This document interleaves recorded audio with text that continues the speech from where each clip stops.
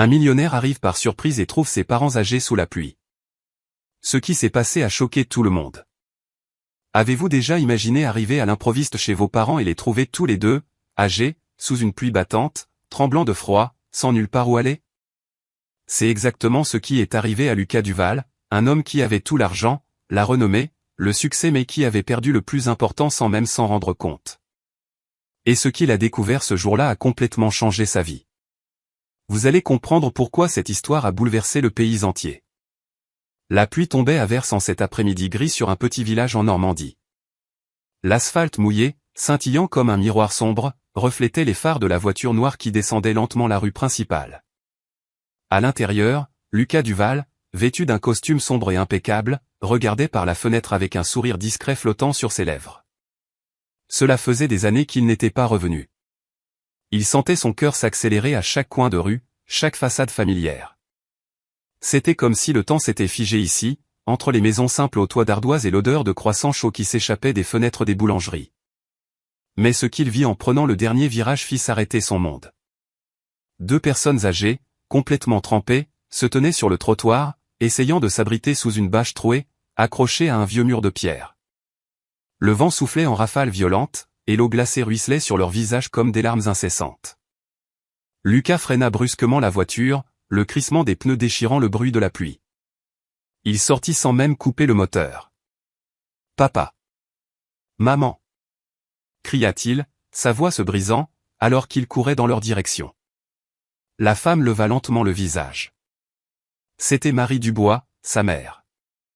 Ses cheveux blancs, autrefois si bien coiffés, étaient collés à son visage ridé, ses yeux embués par une tristesse infinie. À côté d'elle, Pierre Dubois, son père, le dos courbé, les mains tremblantes, tentait de protéger sa femme avec son propre corps frêle. « Mon Dieu, mais qu'est-ce que vous faites dehors ?» demanda Lucas, la confusion et la panique étranglant sa voix. Marie le regarda, les larmes se mêlant aux gouttes de pluie. « Lucas, mon fils, tu es revenu ? » « Bien sûr que je suis revenu, maman. »« Mais pourquoi êtes-vous ici, sous la pluie ? Où est la maison ?» Pierre baissa la tête, le poids de la honte l'écrasant. « Nous n'habitons plus ici, mon fils. » Lucas recula d'un pas, son esprit refusant de comprendre. « Comment ça, vous n'habitez plus ici ? Cette maison est à vous. Je l'ai achetée pour vous. » Marie se mit à sangloter, des hoquets déchirants secouant son corps frissonnant. « Non, mon enfant. Ils nous ont dit qu'elle n'était plus à nous. On nous a mis dehors. » La pluie semblait redoubler d'intensité à chaque mot prononcé. Lucas regarda autour de lui, le cœur battant à tout rompre. Cette maison où il avait grandi, dont chaque recoin était imprégné de ses souvenirs d'enfance, était maintenant vide, fermée, les fenêtres couvertes de planches de bois.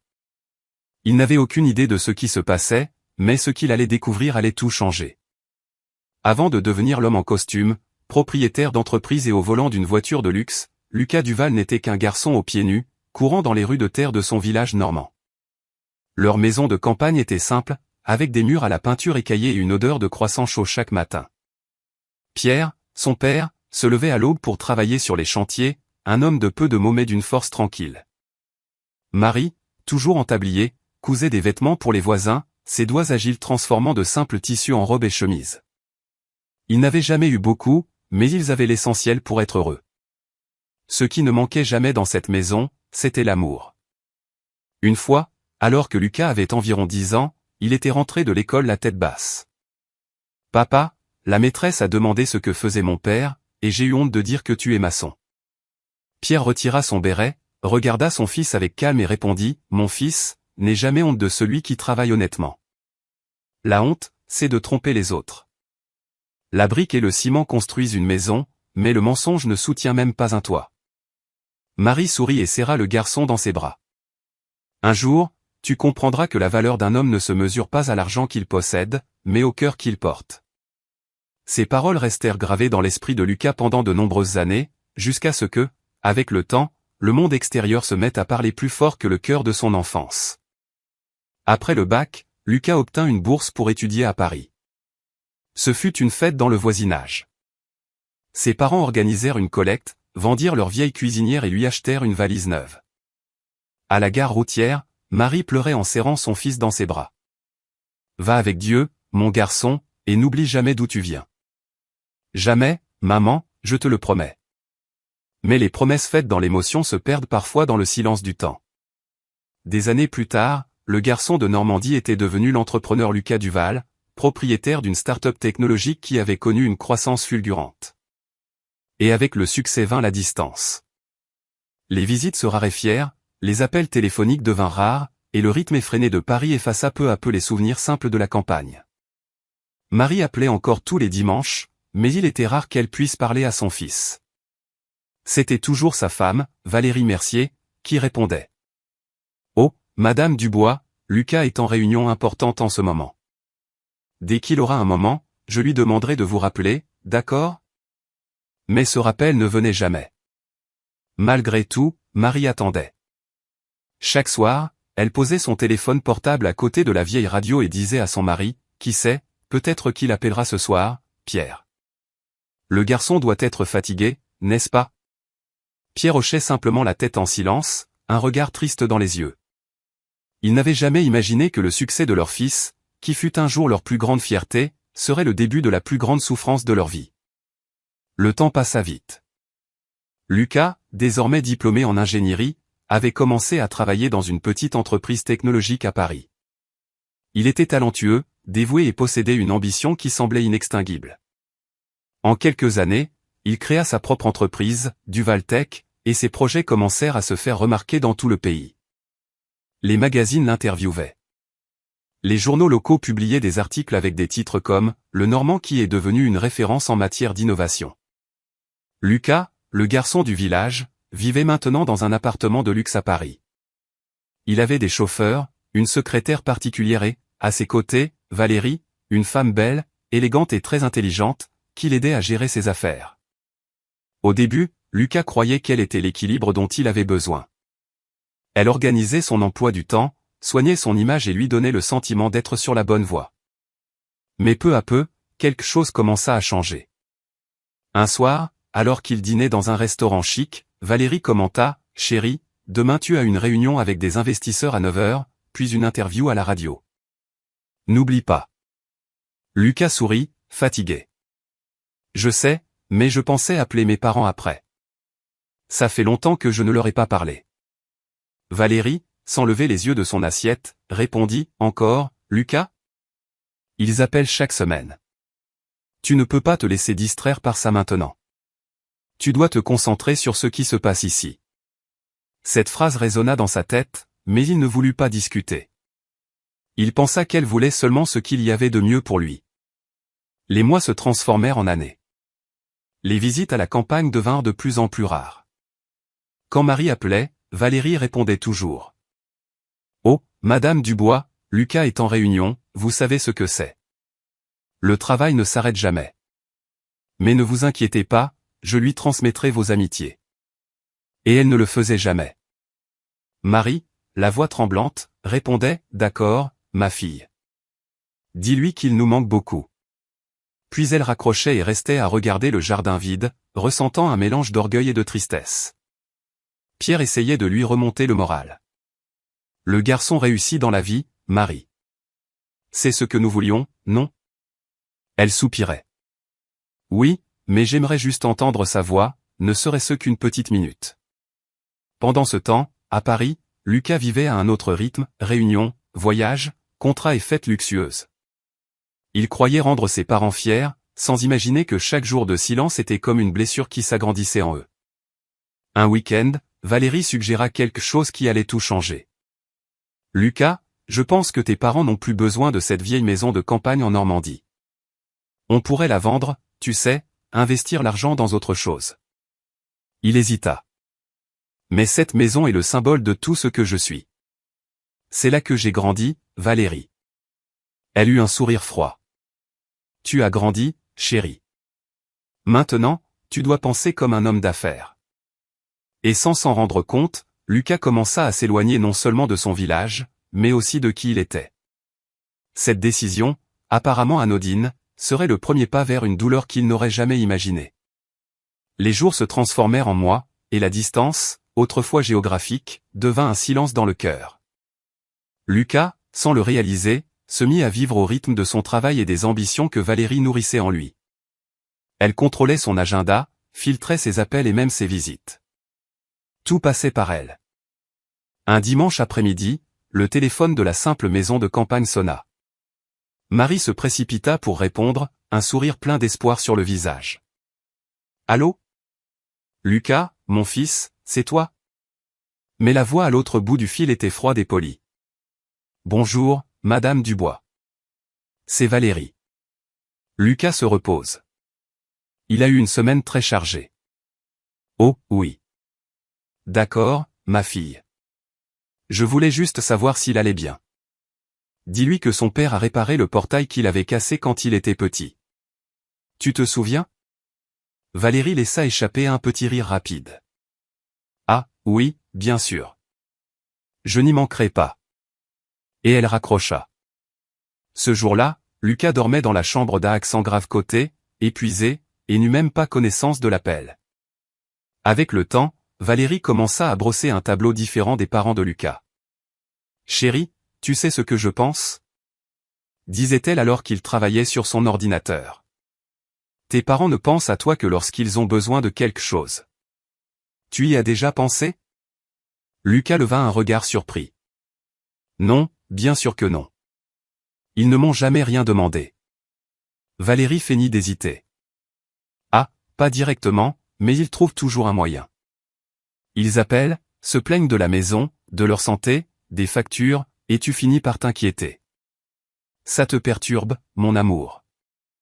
Ils n'ont pas encore compris que tu as une vie différente maintenant. » Lucas, épuisé par les exigences de son travail, commença à croire qu'elle avait peut-être raison. Il cessa de répondre à certains appels, puis arrêta de répondre aux messages. Le temps effaça l'habitude d'appeler le dimanche. Pendant ce temps, en Normandie, la maison devenait de plus en plus silencieuse. Marie cousait avec la radio allumée, espérant entendre une interview de son fils. Pierre essayait de la distraire. « Marie, viens voir. » Lucas est de nouveau à la télévision. Elle souriait, les yeux embués. « Regarde-le, si élégant.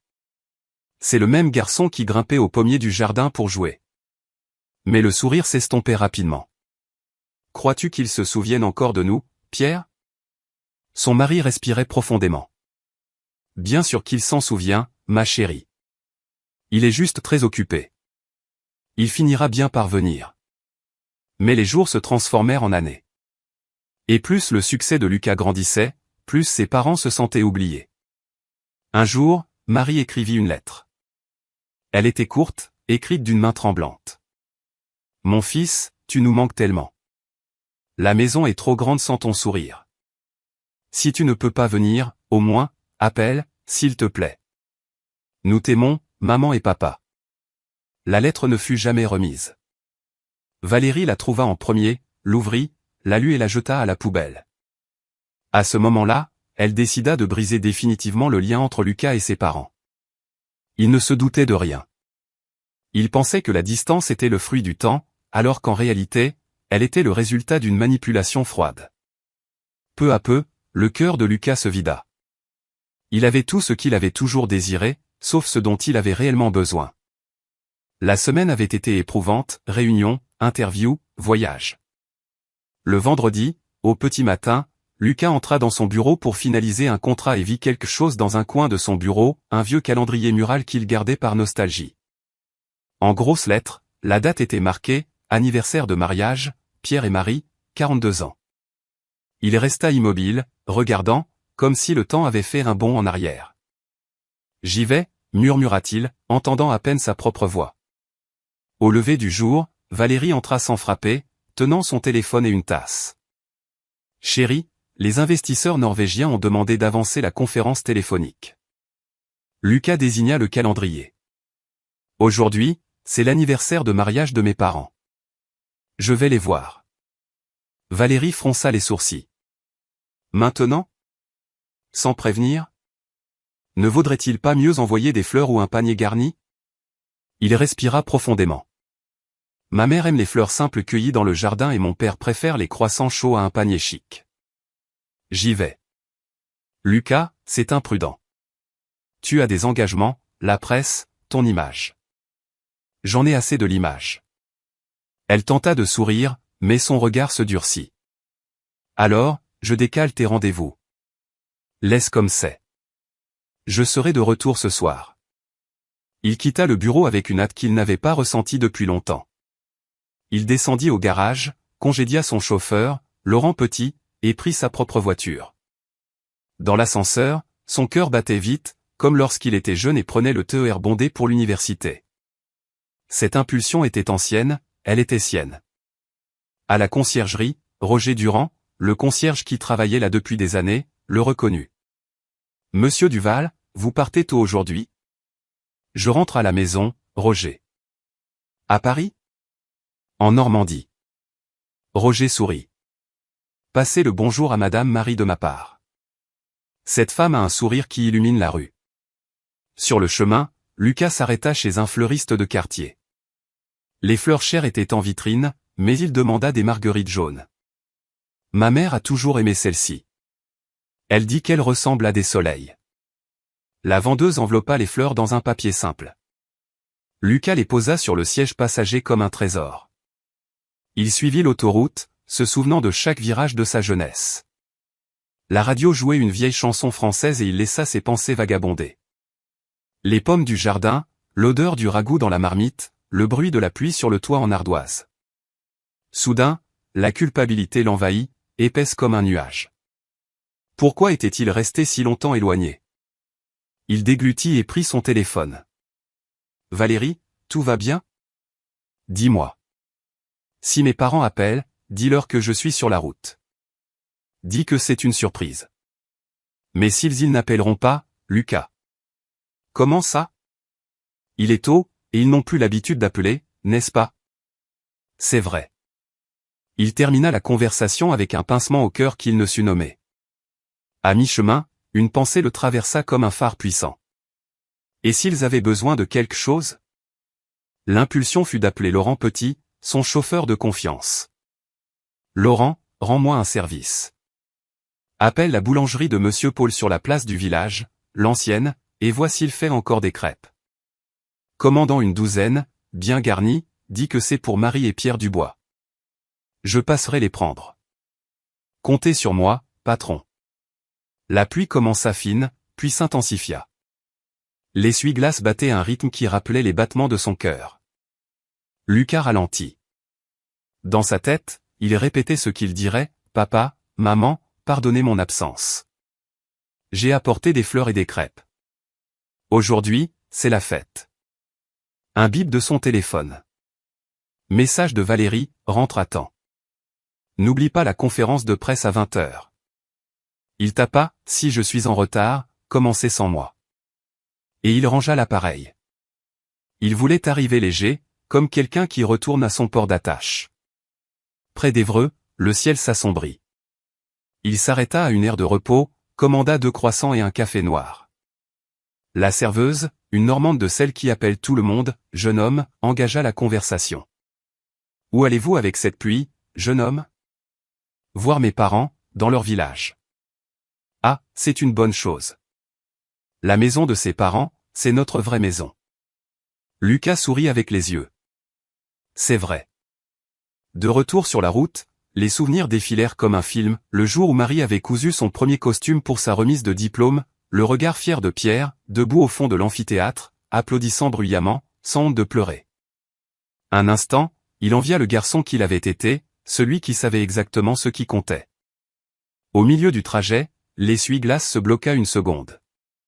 Lucas gara la voiture et respira profondément. Sur le siège passager, les marguerites étaient encore vives, jaunes comme un soleil obstiné par temps couvert. Il ajusta l'emballage comme pour s'excuser d'un retard de plusieurs années. « J'arrive, maman. »« J'arrive, papa, » dit-il à voix basse, comme une prière. Alors qu'il reprenait la route, Valérie appela de nouveau. « Lucas, je révise ton agenda. Il vaut mieux prévenir tes parents que tu ne pourras pas rester longtemps. Valérie, aujourd'hui, je resterai le temps qu'il faudra. Tu es trop émotif. Et tu oublies que je suis un fils. » Silence sur la ligne. Puis sa voix devint sèche. Fais comme tu veux. Il raccrocha sans culpabilité. C'était la première décision entièrement sienne depuis longtemps. Des heures plus tard, le panneau apparut au bord de la route, « Bienvenue à Nom du village ». Le cœur de Lucas battit plus fort, comme s'il reconnaissait le chemin. La pluie s'intensifia, le ciel s'alourdit, mais il sentit quelque chose de bon naître en lui. Une sorte d'espoir qui n'existe que lorsqu'on rentre chez soi. Dans le rétroviseur, la grande ville devint petite. Devant lui, les rues simples, l'odeur de la terre mouillée, le souvenir du portail qui grinçait. Lucas entra lentement par l'avenue principale, avec les fleurs sur le siège et une demande de pardon prête sur le bout de la langue. Il ne le savait pas encore, mais ce retour ne serait pas seulement une surprise. Ce serait le début d'une vérité qui allait le blesser profondément et changer sa vie pour toujours. Lorsque la voiture de Lucas passa le panneau d'entrée du village, son cœur se serra. La fine pluie qui l'avait accompagné sur la route se transforma en bruine, juste assez pour imprégner l'air de cette odeur de terre mouillée dont il se souvenait de son enfance. Les rues semblaient plus étroites, les arbres plus bas, mais le sentiment était le même. Revenir ici, c'était comme recevoir une vieille étreinte. Il ralentit sur l'avenue principale. À gauche, l'église du village où il avait fait sa première communion. À droite, le petit terrain où il avait appris à taper dans un ballon avec ses amis. Le temps passe, mais certaines choses semblent nous attendre. Lucas se gara devant la boulangerie de Monsieur Paul, la même que toujours, avec son enseigne un peu de travers et sa vitrine embuée par la chaleur du four. En entrant, il fut accueilli par l'arôme des croissants sortant tout juste du four. Monsieur Paul, en tablier blanc et avec des yeux bienveillants, leva la tête et afficha un large sourire. « Tiens, si ce n'est pas le Lucas de chez Pierre. Je pensais que tu nous avais oubliés, mon garçon. » Lucas rit, un peu gêné, et lui tendit la main. « Non, monsieur Paul. Je me suis juste un peu perdu en chemin. Vous avez préparé les crêpes? Ah, les voilà. Bien garnies, avec la confiture que ta mère aime tant. Merci. C'est leur anniversaire de mariage aujourd'hui. Je voulais leur faire une surprise. » Madame Simone, la femme de monsieur Paul, apparut de l'arrière-boutique avec un torchon sur l'épaule. « Allez, dépêche-toi, petit. Une pluie comme ça refroidit les personnes âgées. Et fais un bisou à Marie de ma part. Ça fait longtemps que je ne l'ai pas vue par ici. » La phrase resta en suspens. Lucas perçut une certaine étrangeté, mais préféra ne pas insister. Il paya, remercia, prit les crêpes et retourna à sa voiture. Sur le siège passager, les marguerites jaunes et la boîte de crêpes. Dans sa poitrine, une demande de pardon qu'il répétait mot pour mot. Il passa devant l'école communale où il avait étudié. Une dame balayait son trottoir. Lucas reconnut Madame Denise, une ancienne voisine. « Madame Denise !» appela-t-il en baissant la vitre. Elle s'approcha, plissant les yeux pour mieux voir. « Lucas !»« Mon Dieu, le garçon de Marie !» Elle s'appuya joyeusement contre la portière. « Tu es devenu un grand monsieur, hein? Tu es important maintenant. » Lucas sourit humblement. « Important, non, Madame Denise. Je suis le même qu'avant. Je vais voir mes parents. Va avec Dieu. » Elle s'arrêta, comme si elle pesait ses mots. « Fais-leur un grand coucou. Dis-leur que les bavardages au portail me manquent. » « Je n'y manquerai pas, » répondit-il fermement, bien qu'une pointe d'inquiétude le pinçât à l'intérieur. Pourquoi tout le monde parlait-il d'eux comme s'ils avaient disparu? Il continua son chemin. La ville semblait lui parler. Le bruit du vieux car, le sifflement du TER au loin, les chiens courant après les mobylettes. Tout lui rappelait qui il était avant les gratte-ciel et les interviews. Le rétroviseur montrait un homme en costume, mais sa mémoire lui renvoyait un garçon en short, les pieds couverts de poussière. En entrant dans le quartier où il avait grandi, la pluie s'intensifia. Il s'arrêta sous un arbre, enleva sa veste, retroussa les manches de sa chemise et respira profondément. Il prit les fleurs, vérifia l'emballage des crêpes et fit les derniers mètres à pied. Il voulait arriver à pied, comme avant, comme quelqu'un qui revient désarmé, ne portant que son cœur. En chemin, une autre voisine qui vendait des madeleines au coin de la rue reconnut sa haute silhouette. « Lucas, mon garçon. Ta mère va tomber à la renverse en te voyant. »« C'est ce que je veux, dit-il en souriant. Ils fêtent leurs 42 ans de mariage aujourd'hui. 42 ans. Miséricorde, quelle bénédiction. Et d'un geste simple, elle mit 2 madeleines dans un petit sachet. Tiens, emporte ça pour eux. C'est pour moi. Lucas accepta le cadeau comme on recueille un morceau de thym. Il remercia et continua, le cœur battant la chamade alors qu'il apercevait au bout de la rue le portail en fer de la maison où il avait grandi. La peinture verte était usée, ce qui faisait partie du charme, pensa-t-il. Et le grand pommier du jardin inclinait ses branches par-dessus le mur, comme pour regarder la rue. Il s'arrêta sur le trottoir d'en face, abritant les fleurs sous sa chemise pour ne pas les mouiller. Son cœur battait fort. Il imagina la scène, Marie ouvrant la porte, la main sur la bouche, ce rire qui menace de se transformer en larmes. Pierre ajustant sa chemise, feignant la gravité pour cacher son émotion. Il s'assiérait à table, couperait les crêpes, et il dirait « Désolé, j'ai mis du temps, mais je suis de retour. » Il fit 2 pas et remarqua un détail. Le cadenas du portail n'était pas le même, plus neuf, brillant. Il fronça les sourcils mais ne voulut pas s'alarmer. Il posa le doigt sur le fer froid. Le métal lui renvoya un frisson qui remonta le long de son bras. « Papa. Maman. » appela Théil de l'extérieur, essayant de voir à travers une fente. Le jardin semblait trop bien rangé, presque dépourvu des objets habituels, le petit banc en bois, la bassine en aluminium, l'étendoir à linge. Il secoua la tête, amusé par sa propre nervosité. « C'est sûrement la pluie qui me trouble la vue, pensa-t-il. Il se tourna vers la rue et remarqua un homme debout sous l'auvent de la maison du coin, observant avec curiosité. Lucas lui fit un signe de la main. « Bonjour. Je suis Lucas, le fils de Marie et Pierre Dubois. » Ah. L'homme se gratta la nuque, gêné. « Je suis Léo Bernard. J'ai emménagé il y a peu. » Il fit un geste vague. « Ici, tout le monde connaît votre famille. Des gens bien. Savez-vous s'ils sont à la maison ?» Léo Bernard sembla chercher ses mots.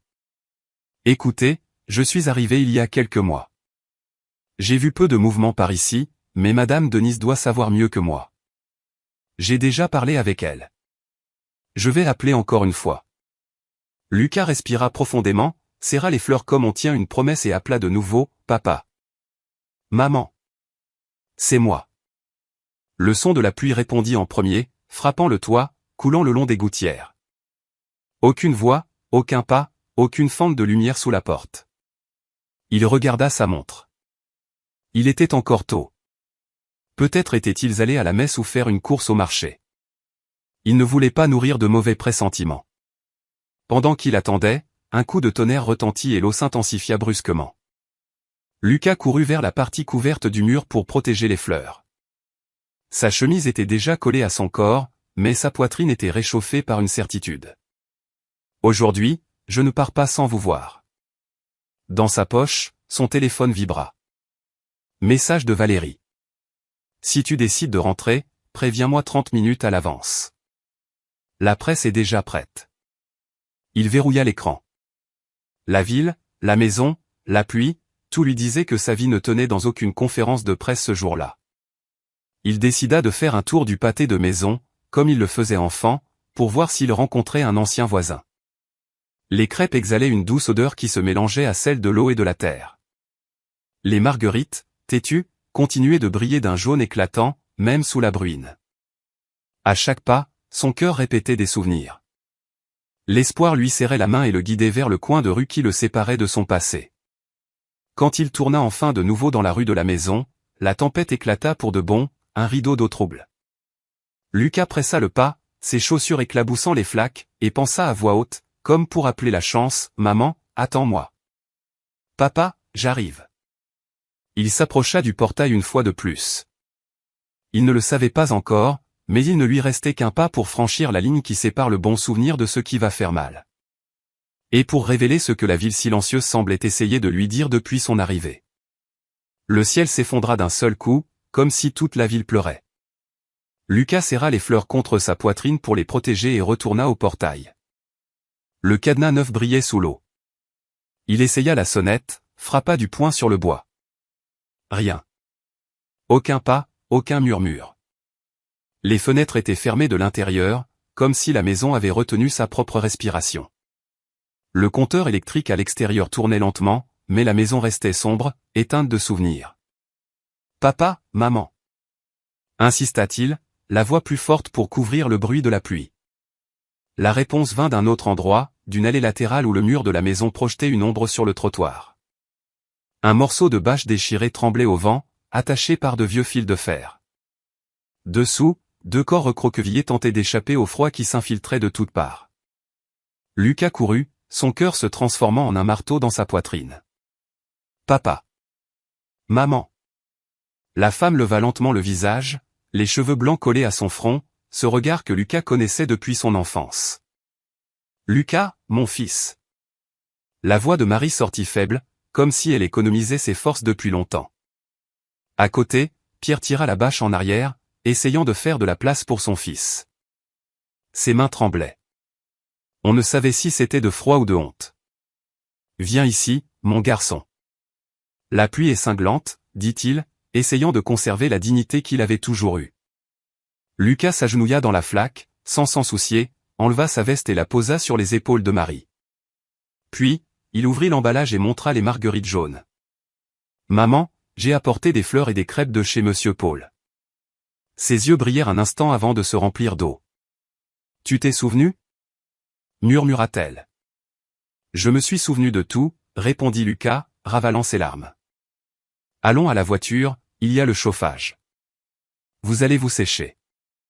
On parlera calmement. » Pierre tenta de se lever, mais perdit l'équilibre. Lucas soutint son père fermement. « Doucement, papa. Je suis là. » Ils marchèrent tous les trois jusqu'à la voiture. Lucas ouvrit la portière arrière, recouvrit la banquette de sa propre veste, alluma l'air chaud, prit une couverture du coffre, souvenir d'un vieux voyage, et la plaça sur leurs jambes. La vitre s'embua rapidement.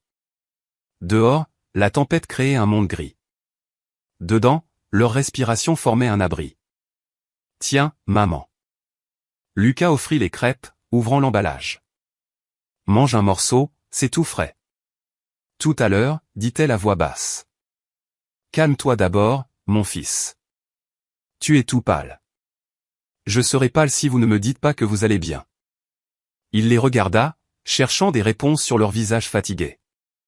Marie posa sa main sur la sienne, une petite main chaude, façonnée par une vie de couture. « On va s'arranger, Lucas. » Pierre se racla la gorge, le regard fuyant. « Cette pluie me fait mal aux os, mais ça passe. » Ça a toujours passé. Lucas regarda la maison silencieuse dans le rétroviseur. Le cadenas neuf semblait se moquer de lui. Il ouvrit la portière du conducteur, retourna sur le trottoir et essaya de regarder par les fentes. Seulement le vide. Aucun portrait au mur, aucune serviette sur l'étendoir, aucun signe de vie. Il retourna à la voiture, essayant de contenir son angoisse. « Pourquoi étiez-vous dehors ? Qu'est-ce qui s'est passé ici ?» Pierre respira profondément, les mâchoires serrées, comme quelqu'un qui porte un lourd fardeau seul depuis longtemps. « On en parlera plus tard, mon fils. Laisse d'abord ta mère se réchauffer les mains. » « Non, Pierre, » l'interrompit Marie avec une douce fermeté. « Lucas mérite de savoir. Mais pas maintenant. Laisse son cœur se calmer un peu. C'est beaucoup de route, beaucoup de pluie. » Lucas agrippa le volant, hésitant entre retourner frapper au portail ou démarrer la voiture et emmener ses parents loin d'ici. Il choisit ce qu'un fils choisit quand il ne sait pas où commencer. Prendre soin. « Allons dans une auberge de campagne, » dit-il, décidé. « Vous prendrez une douche chaude, mettrez des vêtements secs, mangerez un potage chaud. Ensuite, on reviendra ici si nécessaire. Je ne vous laisse pas sous cette pluie une minute de plus. » Pas besoin de dépenser, Lucas, tenta Pierre en relevant le menton. On va s'arranger. Dépenser quoi, papa? L'argent sert à ça, à protéger ceux qu'on aime. Marie essuya ses yeux avec le coin de la couverture. Tu parles comme quand tu étais petit, quand tu défendais tes petits camarades à l'école. Et je suis toujours le même, répondit-il avec un bref sourire qui lui fit mal. Je suis juste en retard. Il mit le contact. La voiture glissa lentement dans la rue et Lucas regarda dans le rétroviseur. La maison resta derrière, immobile, avec un cadenas brillant là où il y avait autrefois une porte ouverte. Les marguerites sur les genoux de Marie étaient le seul soleil de cette fin d'après-midi. « Maman, papa » commença-t-il, choisissant ses mots comme on marche sur un sol inondé. « Aujourd'hui, c'est votre anniversaire. Je voulais une fête, mais je vous promets, on va comprendre tout ça ensemble. Je ne quitte pas ce village sans avoir résolu ce problème. » Personne ne répondit. Seules les mains ridées de Marie serrant les siennes et le regard silencieux de Pierre, qui s'autorisa enfin à appuyer sa tête contre le siège et à fermer les yeux un instant. Dehors, la pluie ne donnait aucun répit. Dedans, un nouveau silence s'installa, de ceux qui précèdent les vérités qui changent les destins. Et Lucas sentit que, tout comme la tempête, ce qui allait arriver serait lourd, plus lourd qu'il ne l'imaginait. Mais cette fois, il n'allait pas fuir. Il était revenu pour rester. Dans la simple auberge de campagne près de la place, Lucas aida ses parents à se sécher. Il donna à sa mère un sweatshirt acheté à la réception et à son père un manteau oublié dans le coffre d'un vieux voyage. Un potage chaud arriva fumant, redonnant un peu de couleur à leur visage pâle. « Ça va mieux, maman ?» demanda Lucas, ajustant la couverture sur ses épaules. « Mieux, mon fils, » répondit Marie, forçant un sourire. La chaleur réchauffe même le cœur. Pierre resta silencieux, les yeux baissés. « Papa, qu'est-il arrivé à notre maison ?» insista Lucas, doucement, comme quelqu'un qui craint la réponse. Pierre respira profondément. « On ira voir après. Il vaut mieux que tu voies de tes propres yeux. » Quand la pluie cessa, ils y retournèrent. Le quartier semblait le même, mais la maison non. Le cadenas neuf brillait comme une sentence. Lucas appela le nom de ses parents une autre fois, par habitude, et la maison répondit par le silence. De l'autre côté de la rue, une voiture argentée s'arrêta. Un homme d'âge moyen en descendit, une mallette en cuir à la main, son costume froissé. Il s'approcha avec l'air de quelqu'un qui connaît le terrain. « Bonjour. Vous êtes Monsieur Duval ? » ? « Oui. »« Qui êtes-vous ? » ? « Nicolas Lefebvre, de l'agence immobilière Demeure d'aujourd'hui. Je gère cette maison. Je peux vous aider ? » Lucas soutint son regard. « Oui. Cette maison appartient à mes parents. Pourquoi avez-vous changé le cadenas ? Pourquoi était-il dans la rue sous la pluie ? » Nicolas Lefebvre se racla la gorge, mal à l'aise. Il regarda les personnes âgées, puis sa mallette. « Voyez-vous, monsieur, cette maison est sous une nouvelle gestion depuis quelque temps. Nous avons reçu des instructions d'expulsion. Tout a été communiqué. » « Communiqué à qui ? » La voix de Lucas devint plus dure. « Parce que je n'ai rien reçu. »« Et mes parents ? » ?»« Mes parents vivaient ici. » Marie se recroquevilla, comme pour disparaître. « Phil, laisse le monsieur parler. » Nicolas Lefebvre ouvrit sa mallette, en sortit une enveloppe plastifiée, ne montrant que la couverture sans la donner. Il y a un avis d'expulsion à l'amiable et une notification extrajudiciaire. Il est indiqué que, il déglutit, il y a eu une directive pour que les occupants quittent les lieux. La serrure a été changée et la clé a été rendue au bureau. Rendue ? Lucas fit un pas en avant. Qui a rendu la clé ? Le représentant de la propriété, répondit-il, serrant la mallette contre sa poitrine. Je ne suis pas autorisé à donner de nom ici, dans la rue, mais tout est enregistré dans le système. Le sang de Lucas ne fit qu'un tour, mais il se contint, se tourna vers le portail, fixa la rouille peinte et la couleur verte qui résistait dans les coins, comme si la maison voulait encore se souvenir de ce qu'elle avait été. « Papa, maman, vous n'étiez pas là quand ils ont changé la serrure ?»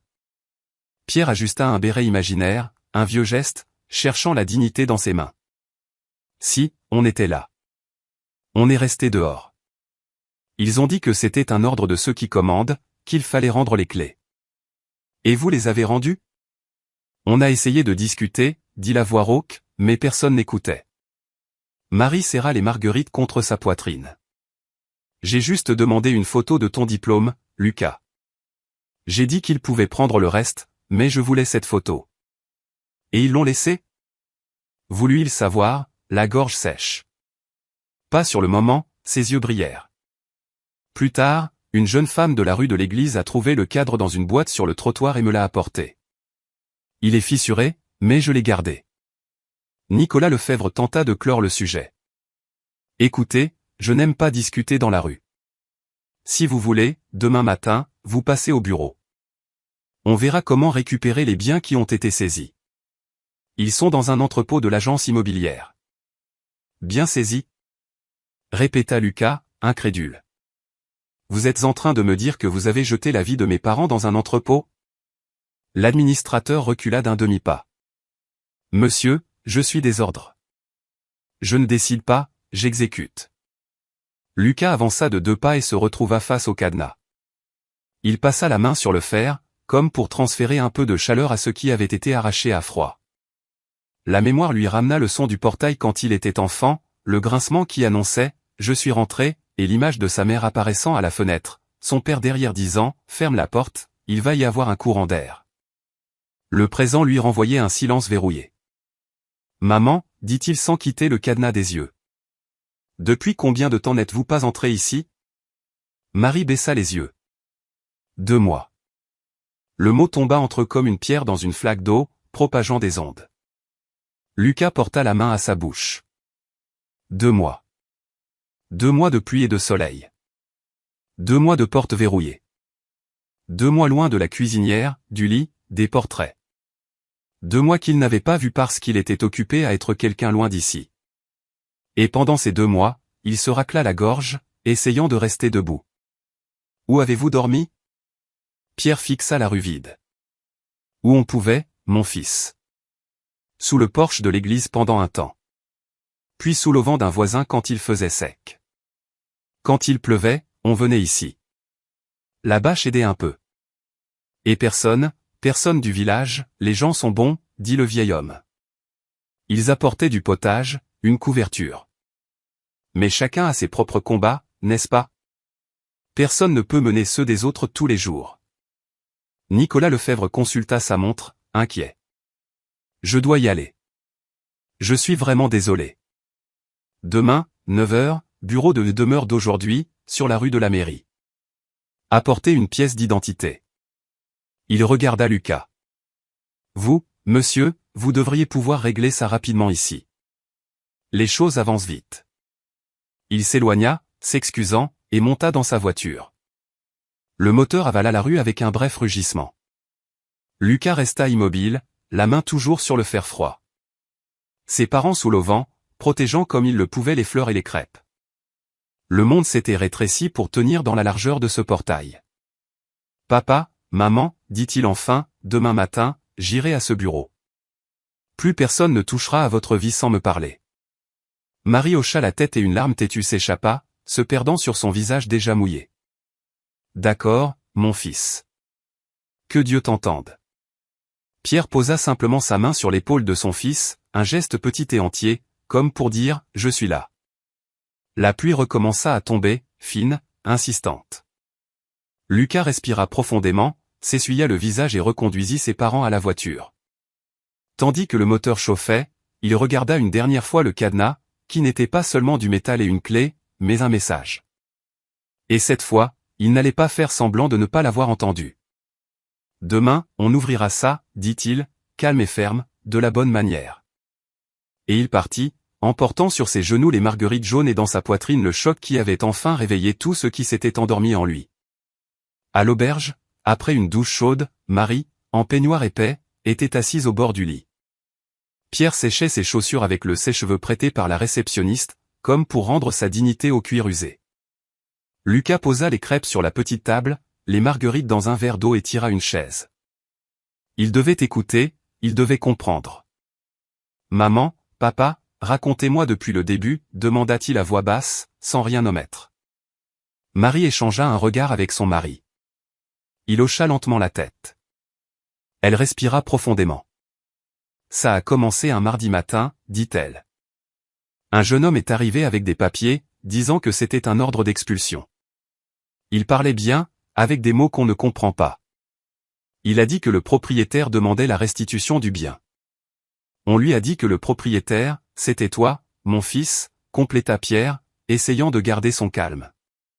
Le jeune homme a répondu que sur le papier, ce n'était pas à ton nom, mais au nom de ta responsable. Lucas serra les poings, mais ne l'interrompit pas. Il devait laisser venir. J'ai demandé si on pouvait attendre la fin du mois pour organiser nos affaires, continua Marie. Il a dit que le délai était déjà écoulé, qu'on avait été prévenu. J'ai dit que je n'avais reçu aucune lettre. Ils ont tout pris en photo, ajouta Pierre. Ils ont fait une liste comme pour un inventaire. Ils ont emmené nos affaires dans un entrepôt. Ils ont dit que c'était pour les préserver. J'ai demandé à garder la machine à coudre de ta mère. Le jeune homme a dit qu'il fallait une autorisation. Lucas se passa la main sur le visage. Et vous avez essayé de m'appeler? On a essayé, dit Marie avec une voix d'excuse, mais l'appel n'aboutissait jamais ou tombait sur une messagerie.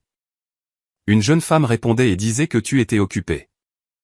J'ai insisté, j'ai demandé que tu me rappelles, j'ai attendu tous les jours. Et puis on a renoncé à déranger. J'ai pensé aller à Paris, raconta Pierre. Mais le billet et ma douleur au genou. On est resté ici, en espérant une solution. Chaque jour, quelqu'un disait, revenez demain au bureau. Marie ouvrit alors son petit sac, en sortit une enveloppe froissée. De l'intérieur, elle tira deux choses, une image pieuse et une vieille photo fissurée de la remise de diplôme de Lucas. Quand ils ont emporté les cartons, cette photo est restée par terre, le verre brisé. Le jeune homme allait la piétiner sans la voir. Chloé Martin, la jeune de la rue de l'église, l'a ramassée tout de suite. Gardez-la, Marie, un jour votre garçon reviendra. Je l'ai gardée. Elle sourit faiblement. Je l'ai gardée comme on garde son souffle. Lucas prit la photo avec précaution, comme s'il craignait de blesser le passé. Il reconnut le regard de son père au fond de l'amphithéâtre, fier. Il reconnut sa mère au premier rang, pleurant et riant en même temps. L'image fissurée semblait une métaphore parfaite de ce qu'ils étaient devenus. « Où avez-vous dormi cette première nuit » demanda-t-il presque dans un murmure. « Sous le porche de l'église, mon fils, répondit Pierre. Le père François nous a laissé y rester le temps de trouver une solution. Ensuite, quand il faisait sec, un voisin nous laissait nous abriter sous son auvent. Quand il pleuvait, on venait devant la maison. Là, au moins, on restait près. Près de quoi, maman? Demanda Lucas, la voix tremblante. Près de notre vie, mon fils, répondit-elle simplement. Cette maison, c'est notre histoire. Rester sur le trottoir, c'était une façon de ne pas nous quitter nous-mêmes. Il y eut un silence. Du couloir parvenait le son d'une télévision lointaine. Le monde continuait à l'extérieur. Là, à l'intérieur, le temps s'était arrêté pour eux trois. Et pour la nourriture, les médicaments, insista Lucas, tâtant les bords de la douleur. Les gens ont aidé, dit Marie. La voisine a apporté des madeleines. Madame Denise a apporté une couverture. La pharmacienne a mis de côté les médicaments pour la tension à crédit. On n'a pas eu faim. Ce qu'on a subi, c'est, elle chercha le mot, l'humiliation. Et le silence. Pierre se racla la gorge, tripotant le bas de son manteau. Un jour, il y a eu une panne de courant dans la rue. Ta mère et moi, on a eu peur. Elle est petite, tu sais, mais son cœur est très grand. Je l'ai serrée dans mes bras et j'ai dit, ça va passer. Et c'est passé. Ça a toujours passé. Mais ça fait mal. Lucas sentit ses yeux brûler. Pourquoi n'avez-vous dit à personne que la maison était à moi? Sur le papier, elle ne l'était pas, répondit Pierre directement. Et même si ça avait été le cas, quand on est pauvre, on apprend vite que le papier parle plus fort que nous. On voulait juste du temps. Et au fond, on espérait que tu finirais par arriver. Marie toucha la main de son fils. Et tu es arrivé. Il ferma les yeux un instant, serrant sa main avec force. Demain, on va tout récupérer, promit-il. On ira à l'entrepôt, au bureau. On ira où il faudra. Je ne partirai pas d'ici sans que vous soyez sous un toit digne. Et cette maison, son histoire n'est pas terminée.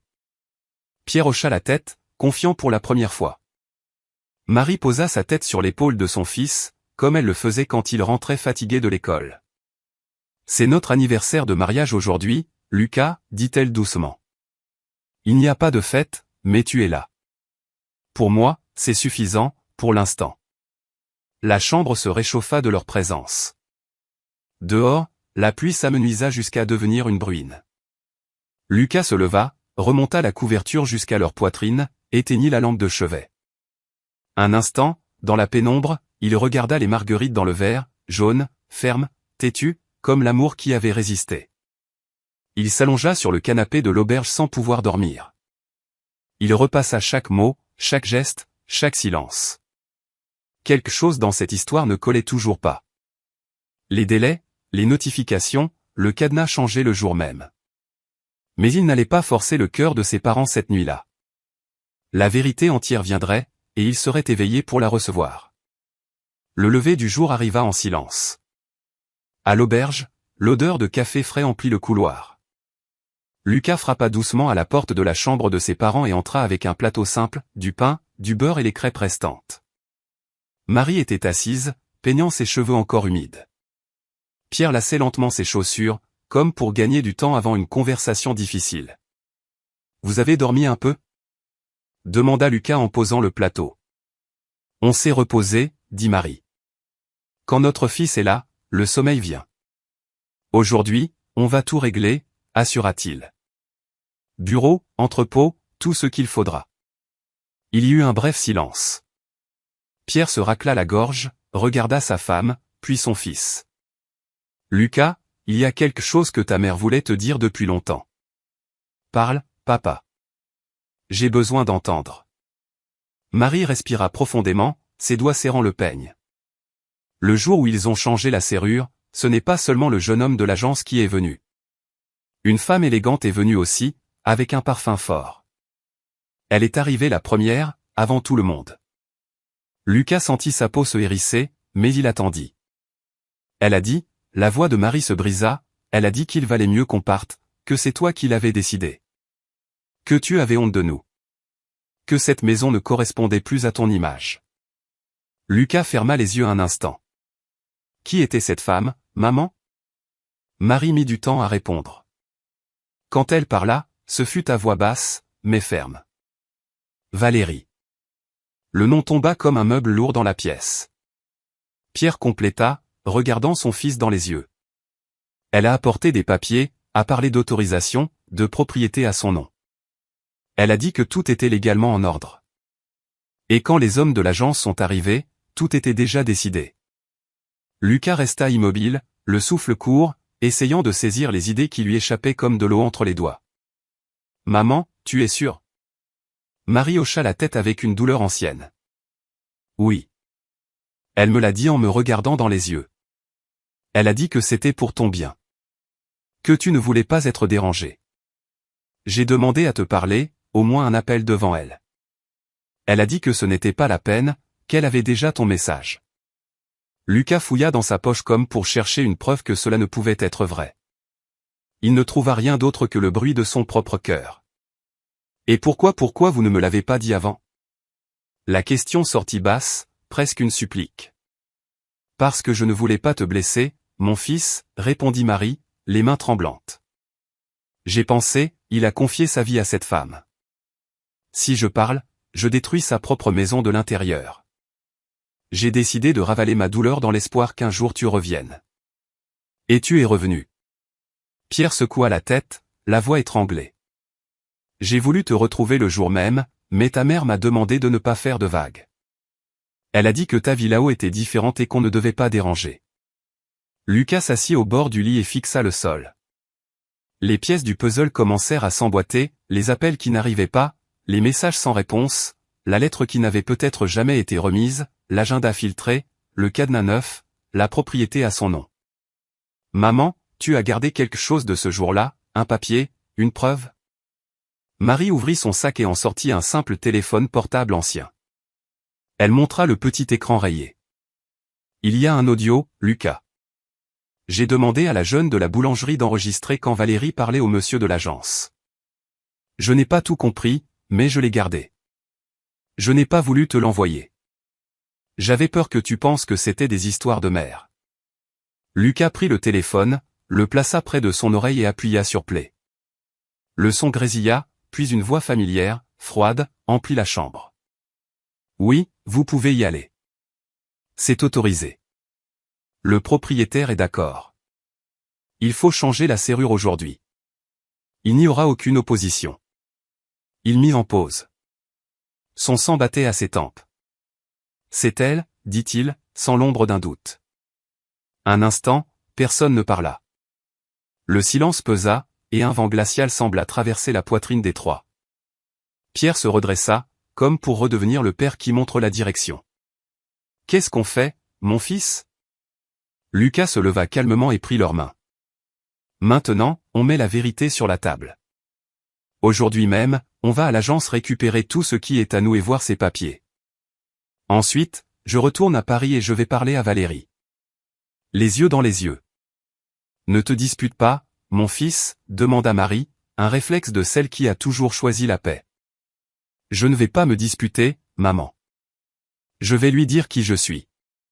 Et je vais me souvenir de celui que j'avais oublié d'être. Il respira profondément, ajusta sa veste sur le dossier de la chaise et regarda les marguerites dans le verre, toujours jaunes, toujours fermes. Vous me faites confiance ?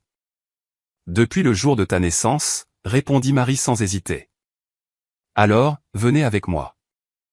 Ils sortirent ensemble. Le couloir de l'auberge semblait plus lumineux que la veille. Dans la rue, la ville suivait son rythme, mais quelque chose avait changé. Il y avait maintenant un fil visible, reliant le cœur de Lucas à la vérité qu'il devait affronter. Sans détour, sans bruit. En s'approchant de la voiture, Pierre posa la main sur l'épaule de son fils. « Je ne veux pas de vengeance, Lucas. Je veux du respect. Et c'est ce que vous aurez, papa. Le respect, la dignité, un toit et votre vie. » Lucas ouvrit les portières, aida ses parents à monter et, avant de démarrer, regarda une dernière fois l'auberge, la rue, la ville qu'il avait façonnée. Il était prêt.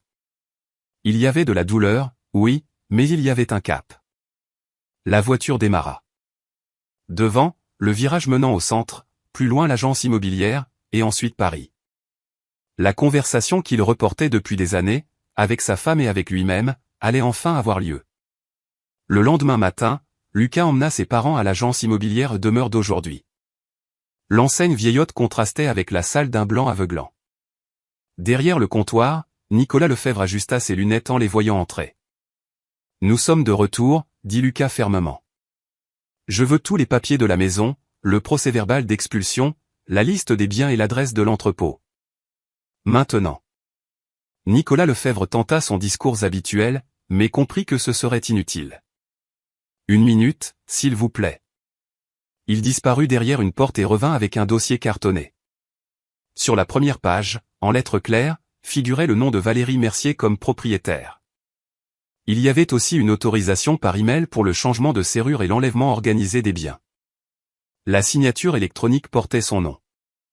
En dessous, une autre feuille, la liste des objets saisis. Machine à coudre, malle de vêtements, casserole, vieille radio, portrait. L'entrepôt est à la sortie de la ville, expliqua Nicolas Lefebvre, en montrant un plan. Nous pouvons le libérer aujourd'hui en votre présence. Lucas lut tout, sans sauter une ligne, puis montra le simple téléphone de sa mère. Ici, il y a un audio de Valérie autorisant le changement. Vous allez joindre ça au dossier et noter que mes parents n'ont jamais été d'accord. Oui, monsieur, répondit Nicolas Lefebvre, abattu. Je suis désolé. À l'entrepôt, l'odeur de poussière et de fer rouillé les accueillit. Un employé ouvrit une grille et poussa un grand conteneur vers l'avant. À l'intérieur, la machine à coudre de Marie, emballée à la hâte avec un pied tordu, la malle cabossée, des assiettes enveloppées dans du papier journal, une couverture à l'odeur de naphtaline, une radio avec du ruban adhésif sur le haut-parleur. Marie caressa la machine comme pour lui demander pardon. « Ma compagne de tant d'années, » murmura-t-elle. « Elle retournera à la maison, maman, » dit Lucas. « Je te le promets. » Les signatures apposées, les biens récupérés, Lucas ramena ses parents à l'auberge. Il acheta des vêtements neufs, des médicaments, laissa de l'argent à la gérante avec une instruction claire, « Il reste ici, bien traité, jusqu'à ce que j'organise tout. Je reviens ce soir. » Pierre le retint par le bras avant qu'il ne parte. « N'aie pas besoin de crier, mon fils. Dis juste la vérité. C'est ce que je vais faire. » La route vers Paris sembla plus courte. Lucas conduisit sans musique, concentré. Dans sa tête, des phrases simples et directes. Dans sa poche, les copies des papiers. Dans sa poitrine, le visage de sa mère sous la pluie et le silence de son père retenant sa honte comme on retient un toit. Quand il arriva à l'appartement, la porte était entr'ouverte. Dans le salon, Valérie discutait avec une assistante. Il y avait des coupes sur la table et des dossiers ouverts avec les notes de la conférence de presse. « J'ai besoin du salon », dit Lucas fermement. L'assistante comprit le message et sortit. Valérie appuya ses mains sur le dossier du canapé, son sourire entraîné. « Chérie, quelle bonne chose que tu sois de retour. La presse t'attend à 20h. J'ai préparé un script pour toi. Tu as fait changer la serrure de la maison de mes parents, la coupa-t-il sans élever la voix. Son sourire ne disparut pas tout de suite, il se déplaça simplement. J'ai géré un problème. Tu sais ce qu'il en est de ton image. Ils appelaient tout le temps, se montraient sans prévenir. La maison était à mon nom, par protection, tu te souviens? Et j'ai décidé d'accélérer ce que tu n'avais pas le courage de faire. Lucas fit un pas. Ses yeux n'exprimaient pas une colère incontrôlée, mais de la clarté. Accélérer, c'est expulser 2 personnes âgées de la maison où elles ont élevé leur fils? Protéger son image, c'est changer un cadenas sous la pluie? Ce n'est pas de la gestion, Valérie. C'est de la cruauté. Elle croisa les bras, tendus. Tu es trop émotif. Tu n'étais pas là quand il mettait la pression. Tout était légal. J'ai consulté un avocat. J'ai une autorisation. As-tu mon consentement? Demanda Lucas lentement. Tu m'as donné une procuration pour régler les questions patrimoniales. Une procuration n'est pas un sauf-conduit pour humilier mes parents. Valérie respira profondément, changea de ton. Lucas, réveille-toi. Tu es un homme public. Ton histoire de pauvreté est utile dans les discours, mais pas au quotidien. Ils amenaient l'odeur de la campagne dans ta vie de conseil d'administration et d'investisseur. J'ai dégagé le chemin pour que tu puisses grandir. C'est moi qui te mets en couverture des magazines, qui défend les contrats, qui ferme les portes avant qu'on ne te voie faible. Faible est celui qui a besoin d'écraser des gens simples pour se sentir grand, répondit-il. Et petit est celui qui confond succès et expulsion. Elle tenta une autre approche. Écoute, je comprends ton émotion. On va faire appel à un service d'aide, leur louer quelque chose de discret, payer un soignant. On fera une note officielle disant que c'était un malentendu. En 2 semaines, personne ne s'en souviendra. Lucas ouvrit le dossier sur la table et étala les documents, l'autorisation avec sa signature, la liste des biens, les photos de l'entrepôt. Il sortit alors le téléphone de sa mère et lança l'audio. La voix de Valérie envahit le salon. Oui, vous pouvez y aller. C'est autorisé. Changez la serrure aujourd'hui. Le visage de Valérie perdit ses couleurs. Tu as enregistré? Ma mère a enregistré. Pour se protéger de toi. Il y eut une seconde de silence dur. Puis elle lâcha le dossier du canapé et parla bas, mais sans s'excuser. J'ai fait ce que tu voulais sans l'assumer.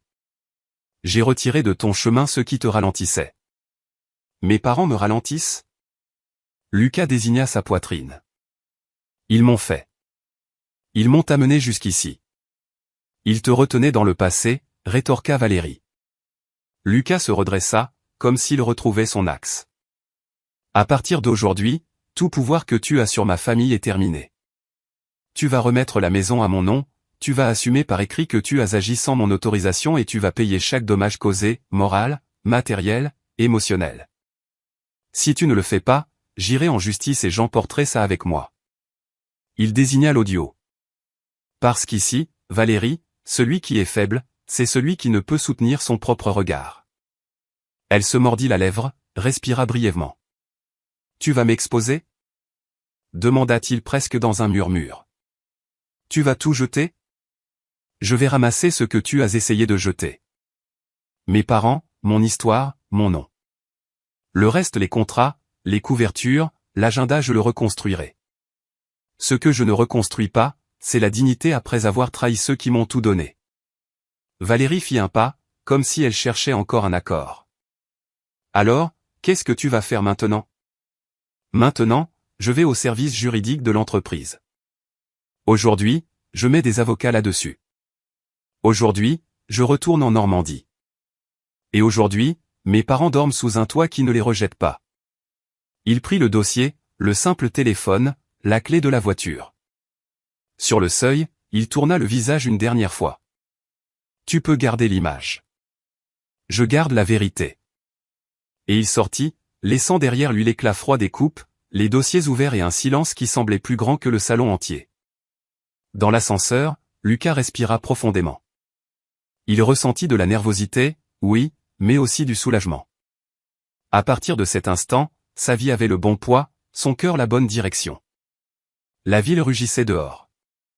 Il appuya sur le bouton du rez-de-chaussée et emporta avec lui ce qui comptait, le son de sa mère disant « Mon fils », la poignée de main de son père et la certitude que le combat était enfin au bon endroit. Lorsque la porte de l'ascenseur se referma derrière Lucas, tout son corps se relâcha. Le sang qui semblait bouillir se transforma en une lourde fatigue. Il descendit au garage sans regarder personne. Dans sa voiture garée, il ne mit pas le contact, appuya son front contre le volant et, pour la première fois depuis des années, pleura sans bruit, sans hâte. Il pleura comme on vide une vieille armoire, un vêtement à la fois. La culpabilité, le retard, l'orgueil, le silence. La porte de l'ascenseur s'ouvrit de nouveau. Roger Durand, le concierge, fit 2 pas et s'arrêta, respectant la distance. « Monsieur Duval, vous avez besoin de quelque chose ?» Lucas s'essuya le visage avec le poing, tenta de sourire. « J'ai besoin de route, Roger. Et de courage. » La route, vous l'avez. Le courage, le concierge désigna sa poitrine. « J'ai vu beaucoup d'hommes riches sans. Vous en avez. » Lucas hocha la tête, démarra la voiture et monta au bureau de l'entreprise pour une seule raison, mettre le service juridique en action. La réceptionniste se leva, surprise. Il passa tout droit. « Stéphanie. »« Dans mon bureau, maintenant, s'il vous plaît, » dit-il à l'interphone. Quelques minutes plus tard, Stéphanie Laurent, l'avocate de la société, entra, sérieuse, un bloc-notes à la main. « Lucas, que s'est-il passé ? » J'ai besoin de transférer un bien immobilier à mon nom aujourd'hui et d'engager une procédure contre l'administratrice qui a exécuté une expulsion sans mon consentement. Nous avons des documents, un audio, des emails, une liste de biens, tout. Qui a signé l'autorisation ? Un instant de silence. Valérie. Stéphanie Laurent ne cacha pas sa surprise. Compris. Je m'en occupe tout de suite. Mais, tu vas bien ? Non, il laissa échapper son souffle. Mais ça ira. Aujourd'hui, je ne m'occupe pas de mon image, je m'occupe de mes parents. L'avocate prit les papiers. Je t'envoie le numéro de dossier aujourd'hui même. Appelle-les. Je suis en route. À la sortie, Lucas retrouva Laurent Petit, son chauffeur, qui l'attendait déjà au téléphone. Patron, la voiture de remplacement est prête. Vous voulez que je conduise ? Je prends la mienne. J'ai besoin de conduire en réfléchissant. Retrouve-moi demain matin en Normandie avec un médecin généraliste. Je veux des examens pour mon père et ma mère. Comptez sur moi. Il traversa le périphérique comme on traverse un tunnel à l'intérieur de soi. La grande ville resta derrière et la route ramena le garçon aux pieds nus. Sur le siège passager, un sac, 2 nouvelles couvertures, des médicaments pour la tension, un pull chaud. Le tableau de bord indiquait la fin de l'après-midi lorsque les collines de Normandie commencèrent à apparaître. Il accéléra un peu, comme pour rattraper le temps. Il arriva à l'auberge à la nuit tombée, frappa doucement et entra. Marie était assise, tricotant lentement. Pierre, avec ses lunettes sur le bout du nez, bricolait une vieille radio qu'ils avaient récupérée de l'entrepôt. « Mon fils, » dit-elle. Et la chambre sembla s'agrandir. Lucas posa le sac sur le lit et s'agenouilla. Il prit les mains de sa mère, puis celles de son père. « Pardonnez-moi pour tout ce que je n'ai pas vu, pour tout ce que j'ai laissé arriver en mon absence. » Pierre respira fermement. On fait des erreurs en essayant de bien faire. Mais il y a des erreurs qui ont besoin d'être réparées. Et je vais réparer, papa. Point par point. Il ouvrit le sac, sortit les couvertures, mit le pull à son père, organisa les médicaments sur la table avec la précision de quelqu'un qui construit une nouvelle vie. Demain matin, médecin, examen complet, sans économie. Et j'ai déjà payé pour plus de temps ici. Personne ne vous sortira de sous un toit. Plus jamais sans me regarder dans les yeux. Marie toucha le visage de son fils, comme pour confirmer que c'était vrai. Tu es différent, Lucas. Je me souviens de qui je suis. Le simple téléphone de l'auberge sonna. La gérante frappa à la porte. Monsieur Duval, un appel pour vous. De Paris. Il prit le combiné. Stéphanie, j'ai le numéro de dossier. J'ai déjà demandé une injonction pour récupérer la possession du bien et j'ai envoyé la notification à l'administratrice. Merci. Lucas, veux-tu que je m'occupe aussi du divorce? Il ferma les yeux une seconde. On en parle demain. Ce soir, je dors ici. Il rendit le téléphone, ferma la porte et, pour la première fois depuis longtemps, s'assit par terre à côté du lit de ses parents. Ils restèrent tous les trois à parler bas, se remémorant des choses simples, le premier uniforme scolaire, l'odeur du ragoût, les pommes. À mesure que les souvenirs revenaient, le poids s'allégeait, pas complètement, pas d'un coup, mais il s'allégeait. Quand le sommeil gagna les vieillards, Lucas resta éveillé, regardant le plafond en bois. Son esprit répétait des images comme des diapositives, le cadenas neuf, la bâche déchirée, c'est autorisé. Au lieu de s'endurcir, son cœur s'adoucit. Il sut que cette douleur n'était pas son ennemi, mais son sol, le bon endroit pour recommencer. Au milieu de la nuit, une fine pluie recommença à frapper la fenêtre. Lucas se leva doucement, ferma le rideau, ajusta la couverture sur ses parents et murmura « Je suis là ». Et il resta, sans hâte d'être un autre, pressé seulement d'être un fils. Le lendemain matin, avant que le soleil ne se fraie un chemin, il était déjà debout, agenda vide, nouvelle priorité. Son téléphone vibra avec des messages de la presse, d'investisseurs, de réunions. Il répondit à tous par 2 mots, plus tard. Et il descendit chercher du pain à la boulangerie, comme il le faisait adolescent. Un geste petit et énorme, chargé de promesses. La ville s'éveillait lentement, et lui aussi. Mais le monde de Lucas n'était plus fait de délais et de chiffres, il était fait de noms, Marie et Pierre. Et d'une certitude, à partir de ce jour, personne ne parlerait à sa place. Le soleil perça timidement à travers les nuages quand Lucas sortit tôt avec ses parents. D'abord, le médecin. Le généraliste mesura la tension, écouta les poumons, demanda des examens, parla directement, sans fioriture. Marie, Pierre, vous êtes fatigués, mais stable. Avec des médicaments et du repos, vous irez bien. Lucas remercia comme on reçoit un cadeau. J'achète tout maintenant. Rien ne manquera, docteur. De là, ils passèrent à la pharmacie, au magasin de vêtements et à une épicerie de quartier. Lucas portait les sacs de provisions comme pour rendre du poids au bras qu'il avait élevé. Pierre insista pour en porter un, fier, je peux encore le faire, mon fils.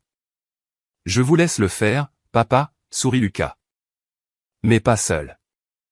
En milieu de matinée, le téléphone sonna. Stéphanie Laurent. J'ai obtenu l'injonction.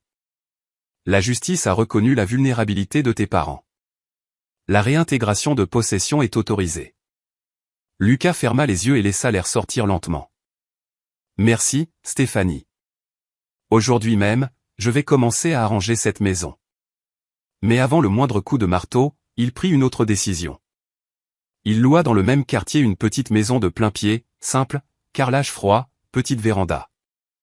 3 mois payés d'avance, contrat au nom de sa mère. La clé était attachée à une ficelle avec une petite plaque de métal, maison 3. Maman, papa, pour l'instant, vous dormez ici, au chaud, en sécurité, avec l'odeur du café. Marie serra la clé contre sa poitrine. C'est un miracle, mon fils. Ce n'est pas un miracle, maman. C'est un devoir. L'après-midi, il s'arrêta devant la vieille maison, le trottoir encore humide, le cadenas brillant. Lucas respira fermement. À côté de lui, Nicolas Lefebvre de l'agence, maintenant silencieux, portait une enveloppe avec les papiers et la décision de justice. Faisons les choses bien, dit Lucas. Sans scandale, juste du respect. L'huissier lut le document. Le serrurier changea la serrure en plein jour. Quand la porte s'ouvrit, l'odeur de moisi se mêla à celle du passé. Marie fit 2 pas, mais Lucas la retint avec douceur. Calme-toi. D'abord, l'air et la lumière. Ils gardèrent les fenêtres ouvertes. Pierre posa la main sur le chambranle comme pour saluer un vieil ami. Le bruit de pas dans la rue annonça que le voisinage avait remarqué le mouvement. « C'est aujourd'hui, Pierre, dit la voix de Madame Denise. « C'est aujourd'hui, répondit-il, et le mot sortit plein. Soudain, une autre surprise. Monsieur Paul de la boulangerie apparut avec un sac de croissants. Une autre voisine apporta un plat de poulet ri. Léo Bernard, le nouveau voisin, arriva avec des seaux et des balais. En quelques minutes, une corvée silencieuse s'organisa. Chacun prit un coin, balayant, lavant, suspendant les rideaux, battant les tapis, frottant le carrelage. C'était comme si la maison respirait à nouveau. Il ne fallait pas, dit Lucas, les yeux embués. Si, il le fallait, répondit Madame Denise. Les bonnes personnes ne peuvent pas revenir seules. Marie retrouva l'emplacement de la cuisinière par pur instinct. Elle passa la main sur le comptoir, comme pour chercher un repère dans le noir. Ici, j'ai pétri du pain pendant un hiver qui n'en finissait pas, sourit-elle. J'ai cloué cette étagère là-bas, compléta Pierre en désignant le mur. Elle était de travers. Tu t'es moqué de mon ingénierie, Lucas. C'était mon premier calcul, papa. Il rit avec lui, en pleurant. Quand le nettoyage fut terminé, Lucas demanda la permission et se dirigea vers sa voiture. Il revint avec la malle cabossée de l'entrepôt, la posa au sol dans le salon. Marie l'ouvrit avec soin. À l'intérieur, pliée avec soin, se trouvaient les courtes pointes, une robe bleue, la nappe en dentelle du mariage. Au fond, une vieille enveloppe. Pierre la reconnut immédiatement. J'ai gardé ça quand tu avais 10 ans.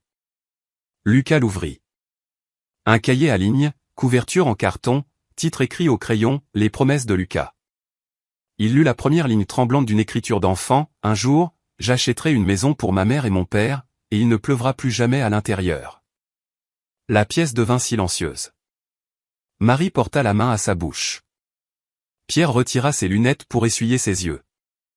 Lucas sourit à pleines dents, comme il souriait quand il atteignait sa cible dans son enfance. Ça a pris du temps, mais j'ai tenu ma promesse. Cette nuit-là, la vieille maison ne serait pas encore leur abri. La peinture attendrait le lendemain, mais il y avait une table propre, des chaises sèches et des ampoules allumées. Ils retournèrent donc à la petite maison louée, pour dormir paisiblement.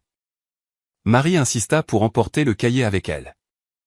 En chemin, la ville semblait différente, les lumières des lampadaires formant une rivière jaune jusqu'au coin de son enfance. En entrant, Lucas alluma le salon, ouvrit la fenêtre sur la nuit sereine et mit les marguerites dans un verre sur la table. « Maman, papa, ce soir on dîne ensemble, demain matin peinture, et après les meubles. Et quand cette maison sera prête, on y retournera comme il se doit, sans hâte, sans peur. » Pierre leva son verre d'eau. « Au toit qui ne rejette pas et au fil qui est revenu. Au sol qui nous reconnaît et à l'amour qui n'est pas passé, » compléta Marie. Avant de dormir, Lucas écrivit un court message à son avocate sur son téléphone, maintenir l'action en justice, tout transférer sans arrangement à l'amiable. Il éteignit l'écran et appuya sa tête contre le mur. Il était épuisé, oui, mais d'une bonne fatigue. La fatigue de celui qui a remis son cœur à sa place. Alors que ses paupières s'alourdissaient, on frappa à la porte. Chloé Martin, la jeune de la rue de l'église, entra timidement avec un nouveau cadre sous le bras. Madame Marie m'a parlé du portrait. Je l'ai arrangé. Lucas y inséra la photo de sa remise de diplôme, sans le verre fissuré. Le portrait reprit vie. Droit, propre, prêt, dit Chloé Martin. Maintenant, la maison sait. Oui, elle sait, répondit Lucas. Demain, elle recommencera à parler. Et ils dormirent tous du sommeil qu'ils méritaient, les parents avec le soulagement, Lucas avec la décision. Ce qu'ils ne savaient pas encore, c'est que le lendemain arriverait une lettre capable de tout bouleverser, sa vie, son avenir, ce qu'il pensait de lui-même. Mais c'était un autre chapitre. Aujourd'hui, la rédemption avait trouvé sa place. Le lendemain matin, alors que Lucas ponçait le mur de la cuisine de la vieille maison, Laurent Petit apparut sur le seuil avec une enveloppe Kraft. « C'est pour vous, patron. On l'a laissé à l'auberge. » « De qui ? » ?»« De Paris. » Sans expéditeur. Lucas s'essuya les mains sur un chiffon et l'ouvrit avec précaution. À l'intérieur, 2 feuilles et un petit objet enveloppé dans une serviette en papier. Un test de grossesse avec la marque Net. Sur les papiers, une demande de transfert de propriété au nom de Lucas, déjà signée. Et une lettre. Il l'a lue en silence. L'écriture était familière. Lucas, je n'ai aucune excuse. J'ai grandi dans un endroit où être pauvre, c'était être invisible. J'ai appris tôt que celui qui retire le premier le passé du salon souffre moins après. Quand je t'ai rencontré, j'ai cru que je nous sauvais tous les deux d'un monde que je détestais. Je suis devenu un filtre, un mur, un cadenas. J'ai dit et c'est autorisé et comme on signe un décret contre soi-même. J'ai découvert hier que je suis enceinte et que je risque de répéter avec cet enfant ce qu'on m'a fait, couper les racines.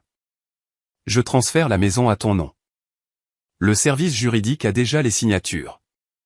Tu n'as jamais été le problème, Lucas. J'ai été le miroir de ce que je craignais le plus. Si un jour tu le peux, laisse cet enfant connaître ses grands-parents. Valérie. Lucas resta immobile, le papier tremblant entre ses doigts. Dans le jardin, Marie étendait des torchons sur la corde et Pierre battait un tapis avec soin, comme on joue d'un instrument. Il les appela à l'intérieur.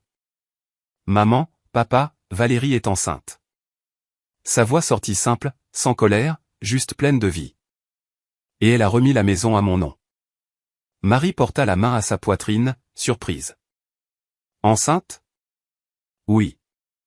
Il montra le papier. Elle a demandé que, si un jour on le pouvait, on laisse notre petit enfant connaître ses grands-parents. Pierre fixa son fils sérieusement, et sa gravité se transforma en un sourire qui naissait au coin de ses lèvres. Un petit enfant, c'est une bénédiction, mon fils. Une bénédiction n'est coupable de rien. Lucas hocha la tête, les yeux humides, lorsqu'il entendit des pas sur le trottoir. Valérie était là, trempée par la bruine, sans maquillage, serrant un dossier contre sa poitrine. Personne ne s'y attendait. Elle respira profondément et parla depuis la rue, sans envahir l'espace. Je suis venu demander pardon. Pas pour défaire ce que j'ai fait, car c'est impossible, mais pour l'assumer. Voici les signatures, le reçu de l'entrepôt et une lettre d'excuse. J'ai déjà tout envoyé à l'avocat aussi. Le silence pesa une seconde. Marie regarda Lucas, puis Valérie. Entre, ma petite. La pluie est froide. Valérie hésita, puis franchit le portail, s'arrêta dans le salon vide, respira l'odeur des vieux murs et du ragoût qui venait de la cocotte électrique que Chloé Martin avait apportée. Elle retira ses chaussures, comme pour demander la permission à un lieu sacré. Marie, Pierre, sa voix se brisa. Je croyais protéger Lucas de vous. En réalité, je le protégeais de moi. Marie s'approcha lentement. On fait des erreurs avec de mauvaises intentions, ma fille, et on paie en les réparant. Valérie se mordit la lèvre, leva les yeux. Je quitte l'entreprise. Je répondrai de mes actes. Elle posa une main sur son ventre encore plat. Je ne veux pas que cet enfant grandisse avec la peur de ses origines. Si vous le voulez bien, je reviendrai plus tard, calmement. Pierre s'avança, simple comme toujours. Reviens, oui. Ici, il y a une chaise pour une de plus, une assiette pour une de plus, et une histoire pour en guérir une de plus. Valérie pleura en silence. Lucas l'observa, ferme. Les papiers sont chez mon avocate, dit-il. La justice suivra son cours, sans détour. Je sais, acquiesça-t-elle. Ce que je suis venu chercher aujourd'hui, ce n'est pas un accord, c'est un pardon possible. Et ce que je suis venu laisser, c'est de l'espace. Cette maison, cette histoire, et cet enfant. Marie toucha légèrement son ventre. Un geste ancien de bénédiction. Un enfant a besoin de racines. Si un jour tu le permets, je coudrai le trousseau de bébé. Valérie laissa échapper un rire entre deux sanglots. Je ne sais pas coudre. Je t'apprendrai, dit Marie.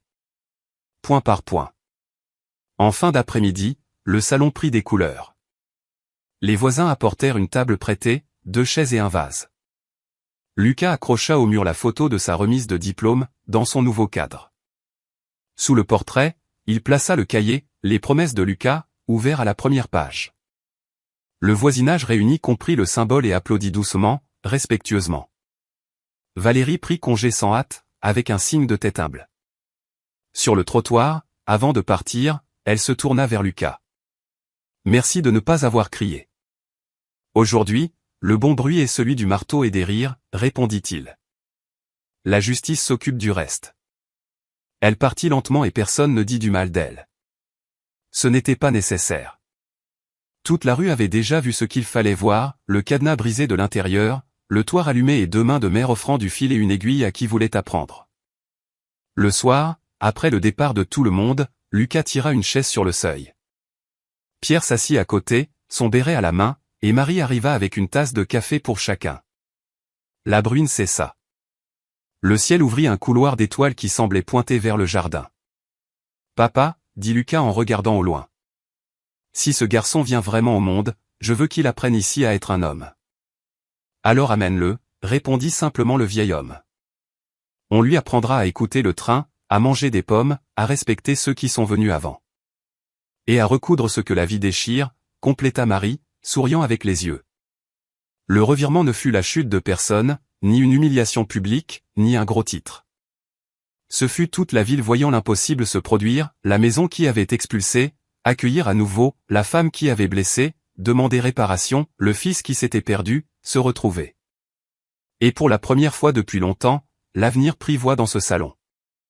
Lucas embrassa le front de ses parents et resta encore un peu, écoutant seulement leur respiration mêlée au bruit doux de la nuit. Au mur, la photo droite, sur la table, le cahier ouvert. Dans l'air, une odeur de peinture fraîche et de promesses tenues. Et au fond du couloir, une chambre vide attendait un berceau. Des mois plus tard, la vieille maison était de nouveau vivante. Mur clair, toit solide, fenêtre avec un rideau en dentelle qui dansait au vent. Dans le jardin, le pommier donnait à nouveau des fruits. Le voisinage se réunit une fois de plus, cette fois pour une raison différente, baptisé le salon d'un nouveau départ. Au milieu de l'après-midi, Valérie arriva avec le bébé dans les bras. Elle avait les yeux gonflés de quelqu'un qui a pleuré et a pris. Lucas ouvrit le portail et, sans discours, dit simplement « Entre ». Ici, il ne pleut plus. Marie prit le petit dans ses bras. « Sois le bienvenu, mon petit-fils. Ta grand-mère t'a attendu par tant de pluie et de soleil. » Pierre posa son doigt sur le petit poignet du bébé et sourit, ému. Maintenant, ces pleurs ne servent qu'à rappeler la vie qui recommence. Au mur, la photo de la remise de diplôme brillait dans son nouveau cadre. En dessous, le cahier, les promesses de Lucas, ouvert à la première page. Lucas prit un stylo, respira profondément et écrivit une autre ligne, d'une écriture d'homme et d'un cœur d'enfant. Promesse tenue, toi, respect et Racine. Le lendemain, la ville s'arrêta devant la maison pour écouter une annonce. Lucas, simple, chemise claire et le bébé dans les bras, parla à qui voulait bien l'entendre. À partir d'aujourd'hui naît la Fondation Marie et Pierre, Racine et toi, une maison d'accueil pour les personnes âgées expulsées et les familles sans soutien. Ici, personne ne dormira sur le trottoir. Ici, le respect est la règle. Les applaudissements vinrent, timides d'abord, puis fermes, jusqu'à devenir des applaudissements chaleureux. Madame Denise apporta des croissants chauds. Monsieur Paul promit de fournir le café. Chloé Martin proposa d'enseigner la broderie. Léo Bernard apporta des tableurs et de son temps. Valérie, tête basse, signa les papiers de donation et resta au dernier rang, sans fuir, présente pour assumer son propre passé et ouvrir la voie à un avenir meilleur pour son fils.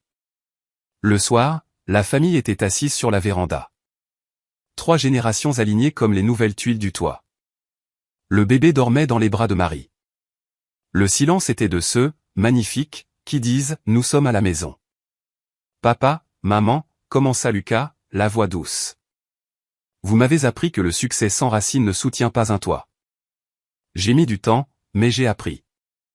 Pierre répondit à sa manière, bref et entier. Et on n'a jamais cessé de t'attendre. Marie compléta, une promesse de fils n'a pas de date limite, elle a un chemin. Lucas regarda autour de lui. Le mur sans infiltration, le cadre droit, le jardin revenu à la vie. Il sourit. La pluie se mit à tomber dehors, fine, presque une musique. Il tendit la main et ne sentit qu'une légère bruine, sans peur. À l'intérieur, tout était couvert. À la fin de la soirée, avant d'éteindre les lumières, Lucas accrocha à l'entrée une simple plaque en bois, ici vive Marie, Pierre, Lucas, et quiconque a besoin d'un abri. Et il verrouilla de l'intérieur, non pour expulser, mais pour protéger. L'histoire se termine comme elle devait se terminer, avec un toit, des racines et un avenir. Ce qui avait choqué et fait mal était devenu un pont. Le vent qui avait menacé de les séparer avait créé une famille plus grande. Et dans la chambre du fond, un berceau attendait l'aube. Preuve que la vie trouve toujours un chemin quand quelqu'un décide de revenir à ce qui est juste.